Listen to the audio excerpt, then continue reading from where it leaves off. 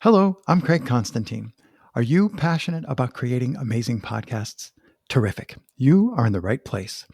Welcome to Pod Talk, short conversations with podcast creators that are not just about podcasting, because I like to take the scenic route. My guest today is Alasdair Plambeck. Welcome, Alasdair. How are you? Hey, Greg. It's nice to be here. Thank you for dropping in. I say this a lot. I do not underestimate the effort it takes to go, I don't know, I'll join this guy.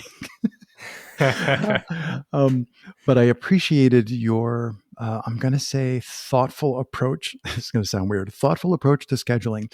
We had a little bit of like a long time, and then at the last second, we decided we're going to do it. And you scheduled in the evening, and then you thought about it some more, and you said, "You know what? Let's do this in the morning."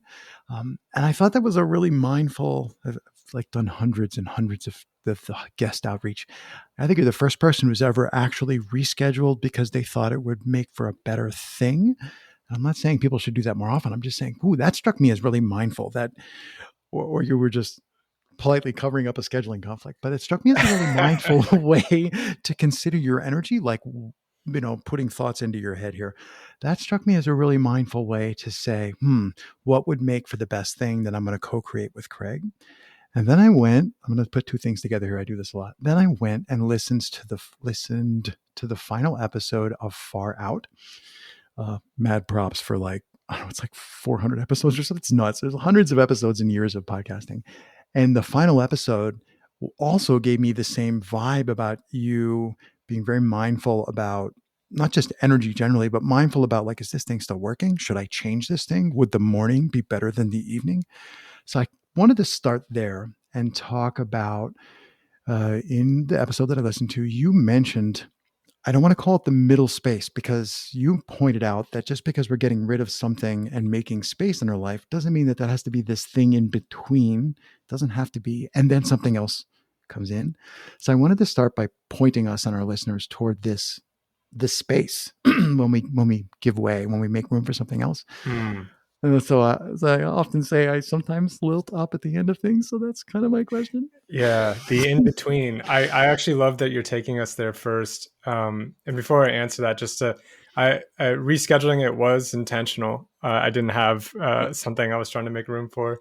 As a general rule for me, I find my creative energy is highest in the mornings. And so a general rule is, if it's creative, if it's something like that, or if it's something that requires a lot of my energy and attention, or is relational with somebody that feels important, I like to do that in the morning. And I try to put the things that only need half a brain splitting in the firewood. afternoon. Right? Yeah. So that was the reason for the reschedule. I think what you're talking about is, I was ranting a little bit, probably about a Taylor Swift song, because we at the time we did come in. Yes, yeah, I wasn't going to bring up Taylor, but and I don't know if I want to rant again on that, but we were going through a phase, I think, listening to her album Folklore and being like, man, I don't like Taylor that much, and I don't like what she sings about, but these songs are catchy and they're pretty good. She's definitely a genius in a way. But she had a song on there, and it was pretty typical pop, ending for something new to begin. And and I think I was ranting a little bit about, why is it always got to be it? We can't just leave it on the ending. There's always got to be the new thing, right. to and we were talking about that because we were ending the podcast, which we had been doing weekly for 4.5 years. We ramped up hundreds of episodes, and it was a hard decision to do that. But I also love that you're bringing up this kind of in-between space, because it's one I work with a lot in my life in a lot of ways, and one I'm very fascinated by.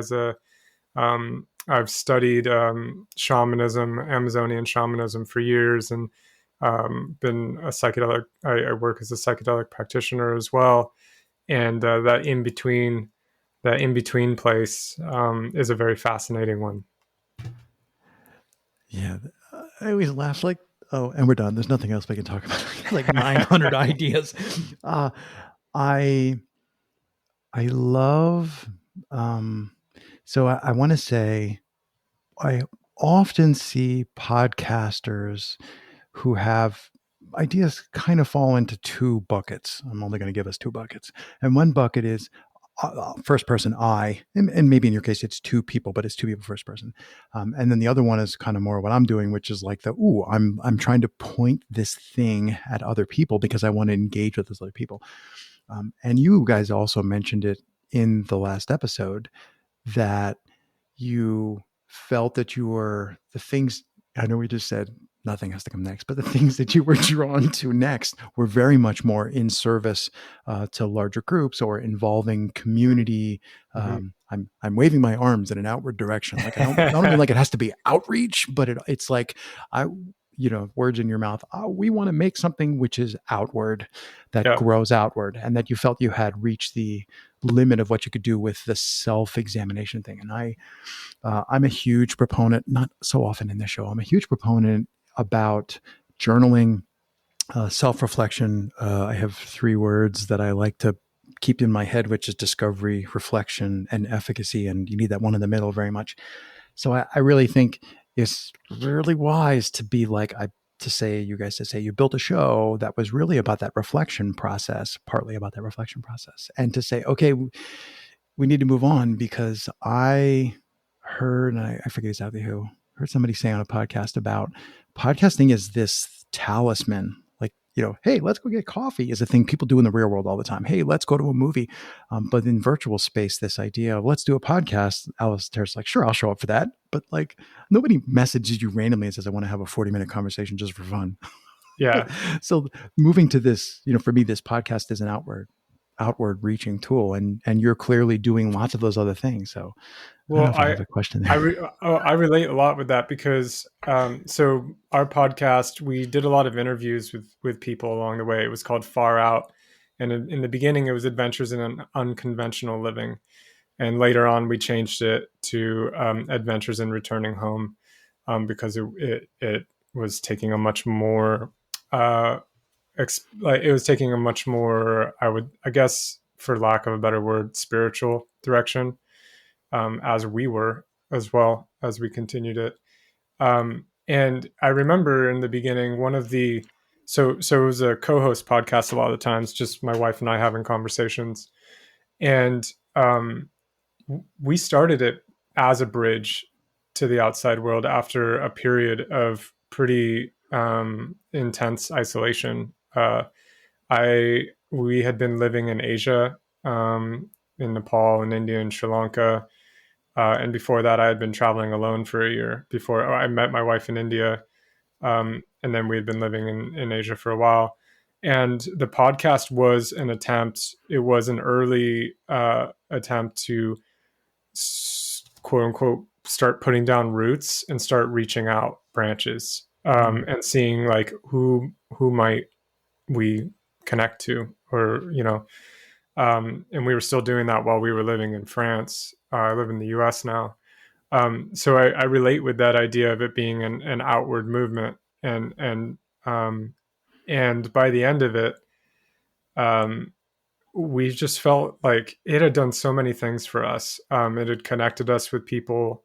That like it had initiated relationships that carried on. One guy had listened to our podcast and then came on I was guiding wilderness retreats at the time, and he came out and did a 10-day wilderness retreat with me in Yosemite, from the podcast. It's like amazing. It's like that never, this is a total almost random connection, or at least it felt like it. But by the end, we felt, and it had, when I reflect on the podcast, I think that maybe one of the things it did most for us was it really created some solid foundations for my wife and I.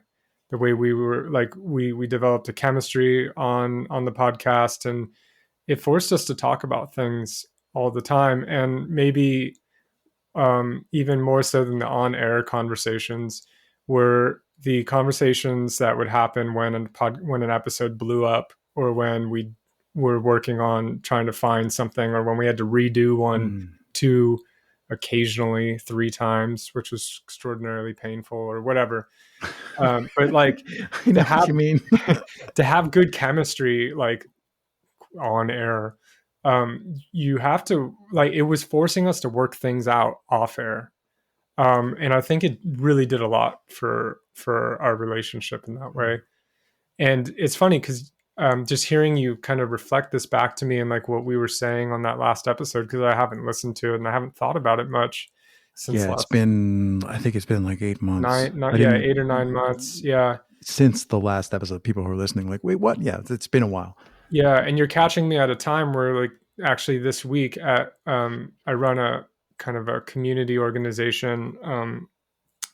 It was our where we were leading backpacking trips, but it's kind of since morphed into more of a we facilitate different kinds of retreats and community work and stuff. Um, Kind of a transformational focus, but what we just launched last week, or what we just announced, is is a 6-week program called Foundations in Wild Leadership, and it's now about starting to train others in how do we hold these kind of transformative spaces? How do we facilitate authentic, real conversations? How do we kind of really hold spaces where we can relate with each other? And so I'm hearing, I'm kind of seeing, as you're reflecting this back to me, like what's coming next for us. And the podcast, as you know, takes a lot of time. It's a lot of effort. Yes. Yeah.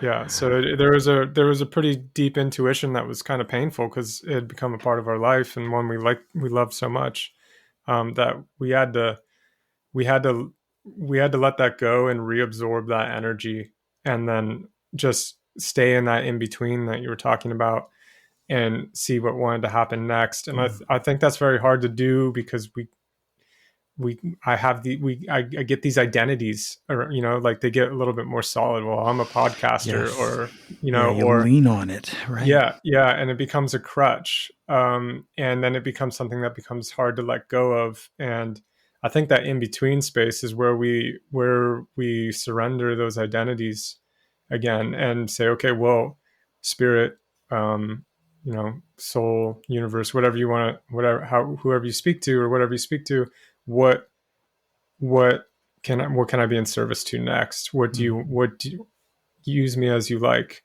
And that was part of what we were doing when we let it go. Uh, Hard to say things after you say profound things. I have two actual questions. One, the new projects that you're starting, the things that you recently announced, and I know you have an email list. Give me the domain name and the name of the thing, because you didn't actually Yeah, say the proper noun. yeah. It's called. So the domain is thewildwithin.org, and the company is Wild Within.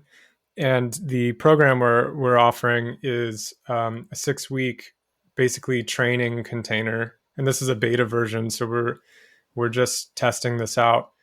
But it's called Foundations in Wild Leadership, and it's kind of a collection of all the things we've studied. We've been running the Wild Within for the last 5 years, and it's a collection of the teachings we've learned from different teachers we've studied under, and different techniques and methods we found for creating spaces where we can connect. And the second thing I was thinking is, where else? So there's a big learning. Sounds like a strange phrase when I say it out loud. It sounded better in my head. There's a big learning around letting go of the show, of the podcast. Do you think that is that something that you learned new there, or is that something that you rediscovered, or like where else have you seen that happen before I in your life? remember that's a great question. It's not new, but I feel like I'll have to relearn it every time because because I and feel it gets a better. little it gets easier, right? Like I think once the first time is I think maybe the first time we really do it is the hardest, and that's what first came to mind when you asked that question, which was probably for me back in, I think it was 2014. I was 5 years out of college. I had worked my way up in a startup, and become a general manager. So I was doing really well for myself. I was like 26, and uh, but it really wasn't working for me. Mm, I was sick. I just got diagnosed with an autoimmune condition. I was having rolling depressions, anxiety. Like it was clear that I couldn't keep doing this. And that's not to mention, drinking on the weekends and all that kind of stuff. And I managed to quit that. I came to my review, where I usually got like major raises usually, and I just started off and said I quit. I'm done. And which Let's and make which this an is exit interview, right? yeah, which is crazy because I mean, as a 26-year-old, I was turning down, everything I thought, everything college told me I was working for, and everything No, I that's the thought. key. Everything I was told I should Yeah, be working yeah. for. Yes. So there, right there. That's the thing. But I Oh, remember, I remember walking out of the office one day when I was in this transition period and kind of, training who's going to take my place and stuff. And I remember being in the middle of the street, and so that's kind of interesting. Like I wasn't on one side or the other. I was walking across the street. I was in the middle. I was in between, mm-hmm. and I remember just being like, "Who the fuck am I?" Yeah. Because up to that point, like I had always thought, I always introduced, like it was so important to me that I was the general manager. Like that's how I introduced myself. That's how I thought of myself, and I got caught dead in the middle of the street and was like, "Oh my god, I don't know who I am." Well, that's And that whole split between the humans doing and the humans being thing. Like you should be a yeah, human being, not a human. Sorry, I didn't mean to interrupt you, but oh, yes, exactly. but it was jarring though because it was more than a thought. It was a deep realization that I was lost, Mm. and I had no ground to stand on at that moment. And so that catapulted me into what I ended up traveling, and this period of where I was pretty disconnected from the Western world, and from a lot of the things I knew, and led me really into my life. Um, but that was not an easy process, and it was the time in the in between that made me who I was. What happened after that, I think, in a lot of ways, was sort of a result, rather like the juice, the meat, or whatever, like the the Essence. powerful, yeah, it was being in the in between and really being there when I found myself there. Mm. And that's hard. It's not that that's easy now, but I think doing it once and really going on that journey, there is some memory of that, so that when I face, afresh, there I can draw on that a bit. It's Mm. still scary as fuck, but Sometimes I think about, we keep talking about in between space, and it's always interesting if you don't fixate on the duration. It looks like the general manager part was in between, right? Because we would assume when you were a little kid, most little kids don't have these issues with it. They're just children being, they're not children doing. Um, so I have similar stories I could tell. I won't unpack them all, but I did similar things with college, and I didn't do the same route that you did with business, but I can clearly see in myself, like, oh, there's a spot there where when I was in it, I thought this is the thing, there was the before, and then there's never going to be an after. It's going to do this forever. But now when I look back, I'm like, oh no, that was the in between, and that was the bread between the good sandwich fillings on the other side. And sometimes I remind myself to think consciousness, like self awareness, being awake. I don't mean not sleeping. I mean just being like conscious and extant is really precious and rare. And most of it is not that. Like there's billions of endless time before me and endless time after me. And I spend a lot of time asleep and a lot of time conceptually asleep. There are these little bitty parts that are the parts, like, and we want to call that's the good time because that's the conscious, awake, self aware time. But if you look at it in terms of time, it looks like that's the in between stuff, the little bits where I'm actually awake. mm, So I like mm, to play with that idea in my head. I do that not every day, but I like to play with that idea because it forces me to think about and look for the transitions. Like what are the I'm overusing the word moments, but what are the moments between the middle of the street, the stuff on either side of the street? There's like a transition into the middle of the street and then a transition out. Just yeah, I'm picking up what you're laying down.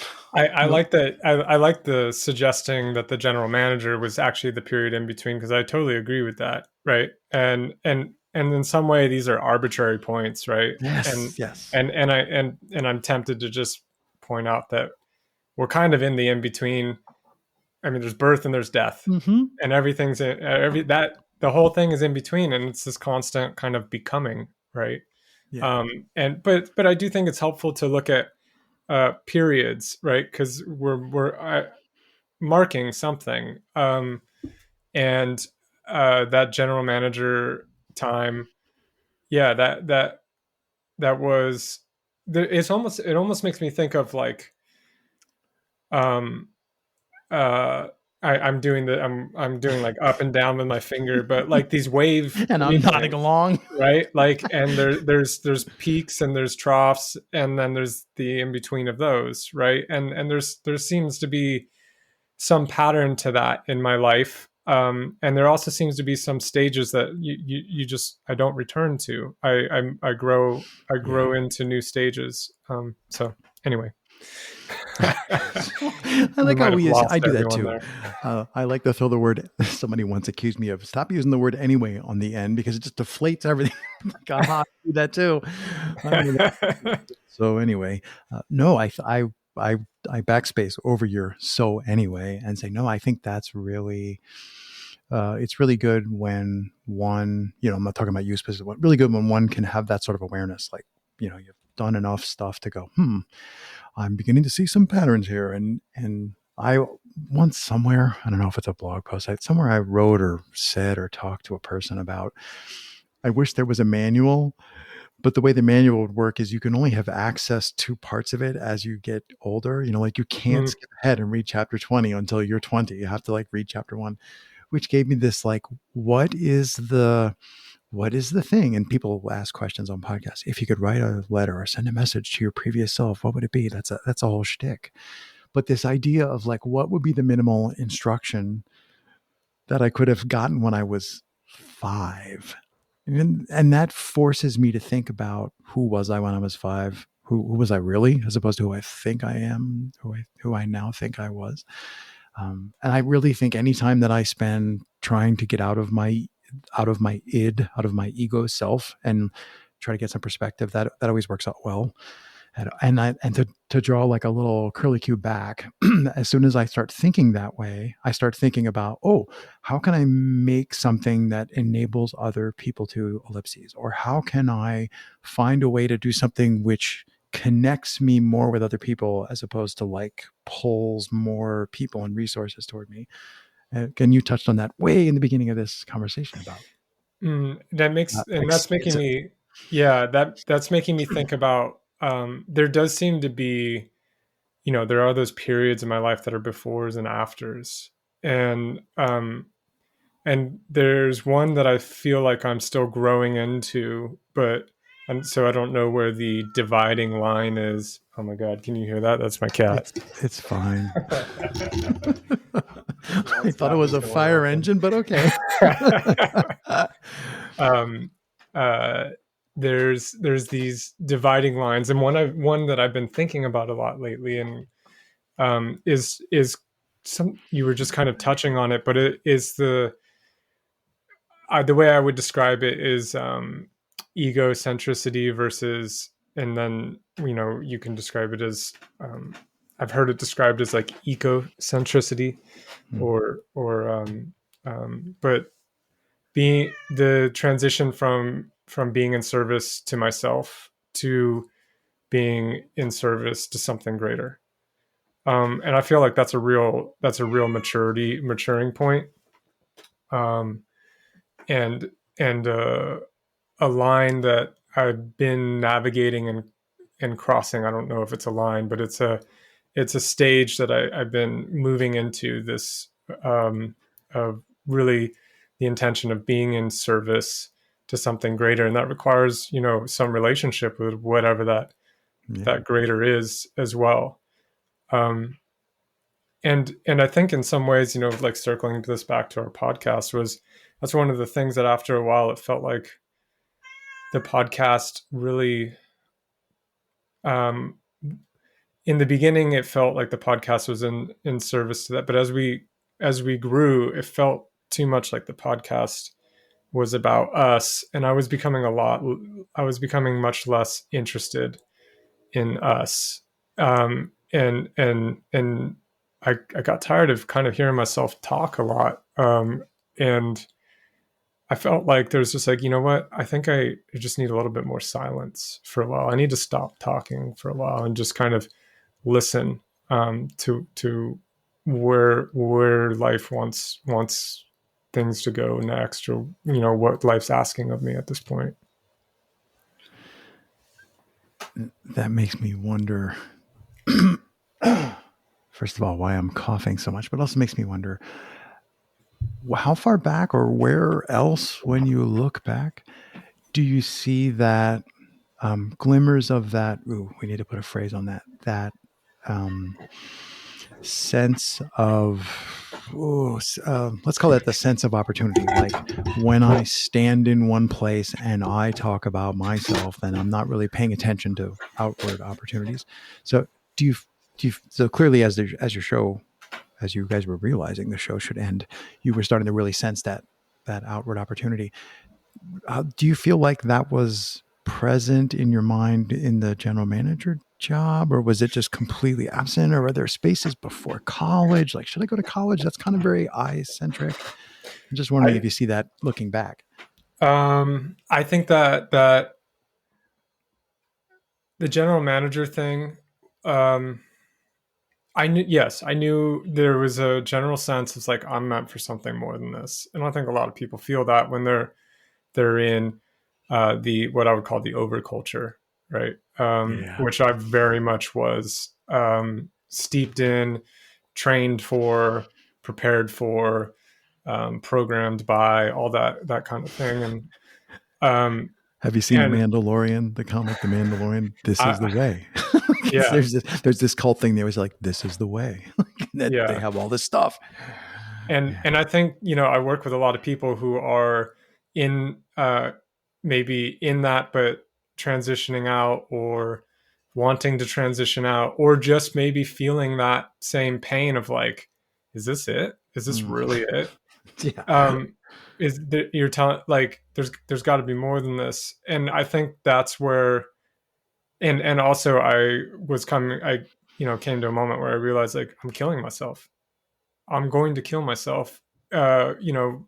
Literally, maybe, probably not, but in a way, with an autoimmune condition I developed, there was a very real message that I was Yeah, attacking it's myself, harming self-destructive. myself. Yeah, I Yeah, know what you mean. It's a yeah. very self-destructive thing to be doing.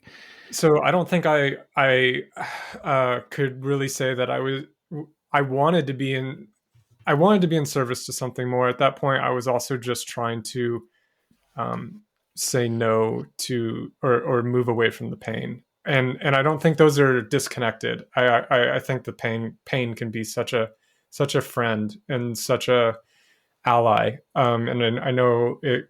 I personally know from a lot of experience how hard that can be to relate with pain that way. But I've also noticed that nothing moves me quite like pain does.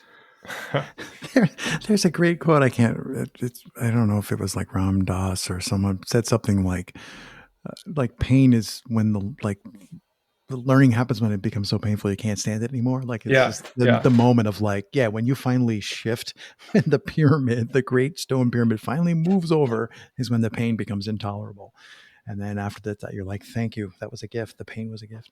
yeah, yeah. And I think that's like, um, being, when you're in a period of life or a stage where something's sunsetting, or maybe that's a really nice way to put it, where shit is really falling apart, right? Mm. I think a lot of times, I speak from personal experiences, like, I just don't want to be with that. I don't want to be with that death or whatever is dying. I want to just move on to the next thing.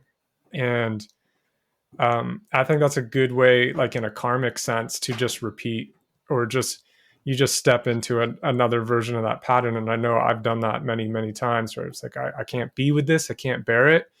I will just distract myself or escape or try to solve it or pursue it in another way. And and it doesn't really, nothing really changes. But the times I've really been able to be present with what's dying, be present with the pain, and like with everything, the grief, um that, I think, to the degree I can do it, can be transformative. Hmm. And where some things actually get transmuted or actually change, when I'm able to listen to that, and also just accept that life's moving me on, and this stage, or whatever this thing is coming to an end. At the risk of starting yet another really great conversational arc, 30 minutes in, you also mentioned, I think it was in the final episode, but it might have been in the while we were talking before we hit record. You mentioned creativity, like I want to do something other than your podcast, like you want to do something other than your show because you wanted to have the ability to create more. And uh, I I know I struggle with the label creator myself, but I'm definitely a creator. Okay, I'll put it on. But I think it works for me because I feel like these conversations for me are creative. Not just, yeah, we made an audio file that's 30 minutes long, but like we're actually creating a conversation that didn't exist before. We're creating ideas in listeners' Mm-hmm. heads. Um, and I'm just, I was also thinking while you were talking about that just now, I was also thinking about there's no way, and I know this, you know this, everybody knows this, but it's bears repeating, that you can't have expected that. You can't be like, we're going to start this podcast, and it's going to be a very selfish thing because we need to grow. And then after 4 years, we're going to stop because we're going to feel it's like, no, that's never how it works. And I feel like when I try to over expect or over plan, I just make it worse. Just start the thing, Craig. You know, like if it's a good thing, just start it and then be prepared to let go of it. Um, This makes me think of philosophy that we had with the podcast, and how we never aimed for a certain time with our conversations. hmm, The our mentality was, okay, we'll go until we feel that the energy is gone, and then we'll stop. And so, usually, like, once we had done it 100 times, right? Like, yeah. you know pretty well when that's going to be. But in the beginning, that wasn't always so clear, and so some were shorter, some were longer, and I think that feels like I'm drawing a connection between that and the bigger conversation we're having of, start something while the energy's there. And then and this has happened for a lot for me. Like, a good example of this would be Wild Within, which is a 5-year-old project now. And I was working, and I have, my wife is a partner in it, and I have another business partner as well. And until recently, I was working on that full time. And talk about having an identity. That's another place where it shows up, right? Especially with business, like, in a lot of ways it is a projection of, maybe an identity that we want the world to see, or whatever. At least that's not all it is, but there's something I had to grapple with. And really allowing it, what I realized was that what I wanted from it, the expectations I had for it, the pressures I was putting on it, were suffocating it. Mm, And if it was going to, and it felt like, it's like, there's something real here, there's something good, there's something magical about this that we have created, and I'm going to kill it if I try to control where it's going. It will wither and die. Over the last 2 years, I would say, I've had to really, like, step back and be like, okay, I need to pull myself away a little bit and let this, like, grow in the way it wants to grow, and let it become. It's almost become, it's its own thing. It's not just me, and I need to let it become what it wants to become. And that's hard. To let something have its own life, right? Like, it's not yeah. here just to serve me. If this organization is really about, being in service, to something greater, and for me, I would think about that as the wild. And I don't mean that just as I do mean that as I mean that in all senses of wild, as in wilderness and nature, but I also mean the inner wilderness, the inner life as well, imagination, and the kind of conversations that I do think Mm. podcasts can facilitate, which can be very wild. I think they can be very true, and it's one reason I've always loved this medium is because it feels like, and yeah, it especially as it's kind of boomed, it can get rote, it can get really patterned, it can become a formula just like anything else. But I do think that there is the possibility to have um, more honest or sincere conversations, explorations, than other mediums, than a lot of other mediums, and that is available to a much bigger set of people. And there's something just really really cool about that. Hmm. Terrific, as I often say. I have a feeling we could do this for hours, except I happen to know that we have a hard stop. I just will say thanks so much for. It was a while, but between when I first said, "Hey, would you like to?" and we actually got around to scheduling it. I'm super glad that we just dove in because if we had done like a half hour unrecorded thing, we'd be like grumpy that we didn't record it. So, thank you so much for taking the generous leap, for showing up, for being so candid, and mad props on humongous podcast, and double mad props for having the courage to let go when it was done. Oh, thanks, Craig, and thank you for the invitation. This has been a lot of fun.